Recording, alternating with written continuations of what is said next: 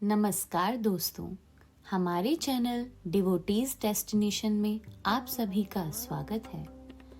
मैं प्रियंका आप सभी के समक्ष आज नवरात्र व्रत की पावन कथा लेकर प्रस्तुत हुई हूँ। आशा है आप सभी को पसंद आएगी। नवरात्रि व्रत कथा के अनुसार एक समय बृहस्पति जी ने ब्रह्मा जी के समक्ष चैत्र व आश्विन मास के शुक्ल पक्ष में पड़ने वाले नवरात्र का महत्व जानने की इच्छा जताई। इन्होंने कहा, इस व्रत का क्या फल है, इसे किस प्रकार किया जाता है, सबसे पहले इस व्रत को किसने किया, यह सब विस्तार से कहिए। बृहस्पति जी के प्रश्नों का जवाब देते हुए ब्रह्मा जी ने कहा, हे बृहस्पति, प्राणियों के हित की इच्छा से तुमने बहुत अच्छा प्रश्न किया है।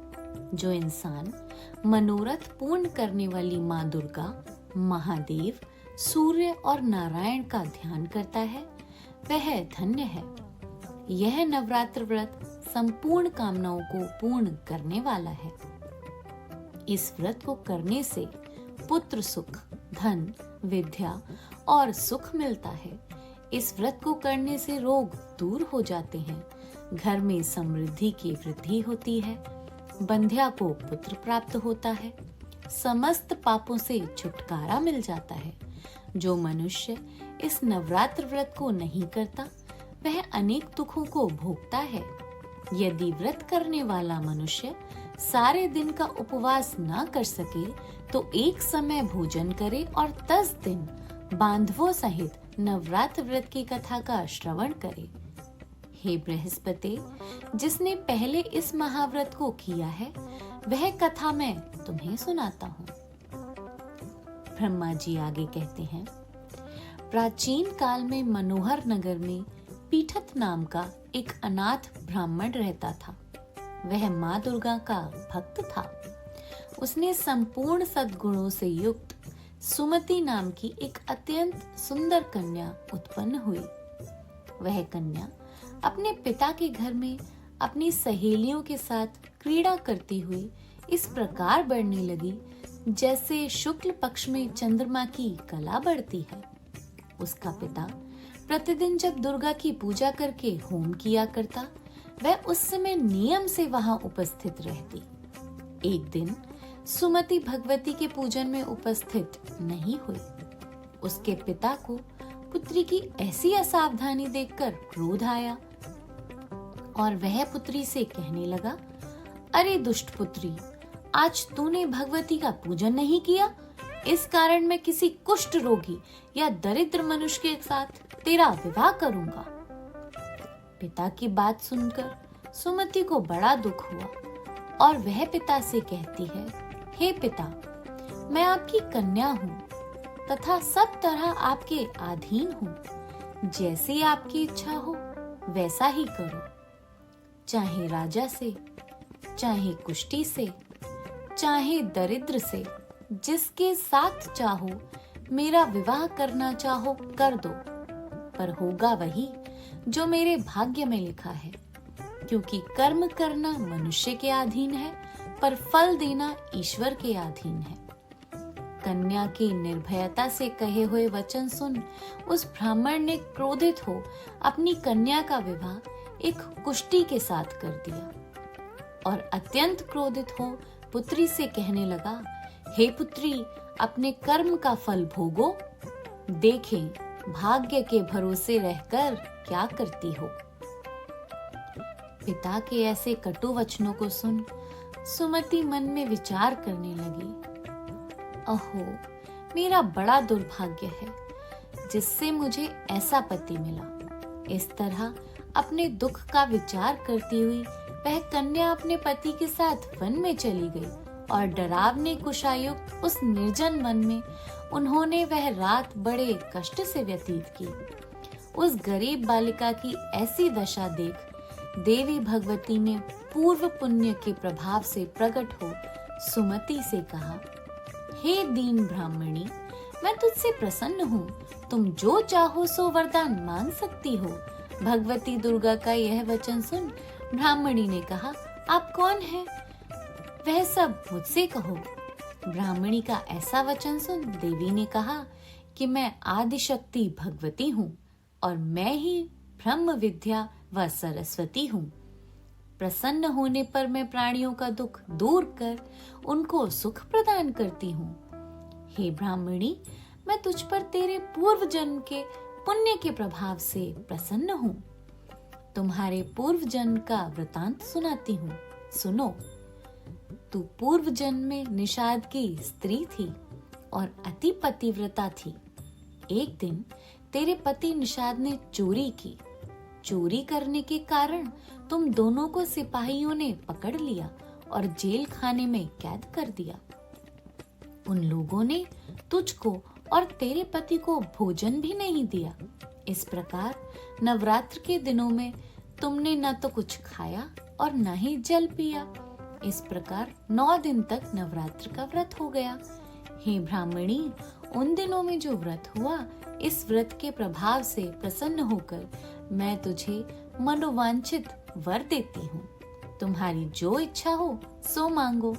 इस प्रकार दुर्गा के वचन सुन ब्राह्मणी बोली, अगर आप मुझ पर प्रसन्न हैं, तो हे दुर्गे, मैं आपको प्रणाम करती हूँ। कृपा करके मेरे पति का कोढ़ दूर करो। देवी ने कहा, उन दिनों तुमने जो व्रत किया था, उस व्रत का एक दिन का पुण्य पति का कोढ़ दूर करने के लिए अर्पित करो। उस पुण्य के प्रभाव से तेरा पति ठीक हो जाएगा। इस प्रकार देवी के वचन सुन वह ब्राह्मणी प्रसन्न हुई और पति को निरोग करने की इच्छा से जब उसने तथास्तु ऐसा वचन कहा, तब उसके पति का शरीर भगवती दुर्गा की कृपा से कुष्ठ रोग रहित हो गया। वह ब्राह्मणी पति को देख देव की स्तुति करने लगी। हे दुर्गे, आप दुर्गति को दूर करने वाली, तीनों लोगों का संताप हरने वाली, समस्त दुखों को दूर करने वाली, रोगी मनुष्य को निरोग करने वाली, प्रसन्न हो मनोवांछित वर देने वाली और दुष्टों का नाश करने वाली जगत की माता हो। हे अम्बे, मुझ निरपराध अबला को मेरे पिता ने कुष्ठी मनुष्य के साथ विवाह कर घर से निकाल दिया। पिता से तिरस्कृत निर्जन वन में विचर रही हूँ। आपने मेरा इस विपदा से उद्धार किया है। हे देवी, आपको प्रणाम करती हूँ, मेरी रक्षा करो। उस ब्राह्मणी की ऐसी स्तुति सुन देवी बहुत प्रसन्न हुई और ब्राह्मणी से कहा, हे ब्राह्मणी, तेरे उदालय नामक अति बुद्धिमान, धनवान, कीर्तिवान पुत्र शीघ्र उत्पन्न होगा। ऐसा वर देकर देवी ने ब्राह्मणी से फिर कहा कि और जो कुछ तेरी इच्छा है वह मांग ले। सुमति ने कहा कि हे भगवती दुर्गे, अगर आप मुझ पर प्रसन्न हैं, तो कृपा मुझे नवरात्र व्रत की विधि का विस्तार से वर्णन करें। ब्राह्मणी के वचन सुन माँ दुर्गा ने कहा, हे ब्राह्मणी, मैं तुम्हें संपूर्ण पापों को दूर करने वाले नवरात्र व्रत की विधि बतलाती हूँ। चैत्र मास के शुक्ल पक्ष की प्रतिपदा से लेकर 9 दिन तक व्रत करें।